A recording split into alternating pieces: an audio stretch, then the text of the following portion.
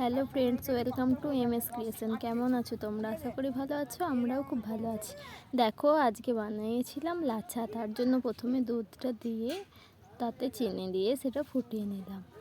আর আমি এখানে 1 লিটার দুধ নিয়েছিলাম। তোমরা যেরকম লাচ্ছা করবে সেরকম পরিমাণ মতো দুধ নেবে। প্রথমে দুধটা ভালোভাবে ফুটিয়ে সেটাকে নামিয়ে ঠান্ডা করে নিতে হবে। একদম গরমে লাচ্ছাগুলো দিয়ে দিলে পুরো গলে যাবে, তো তার জন্য একটু ঠান্ডা করে নিতে হবে।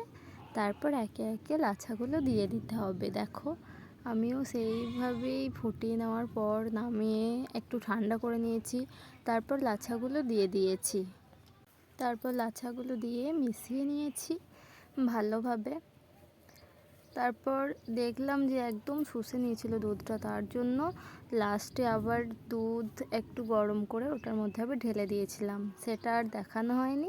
দেখো, দেখলেই তোমরা বুঝতে পারবে কেমন হয়ে গিয়েছিল। একদম দুধটা শুষে নিয়েছিল, তাই এটা এরকম হয়েছিল। তারপর আবার করার পর দেখো কি সুন্দর, ওটাই খুব ভালো হয়েছিল খেতে।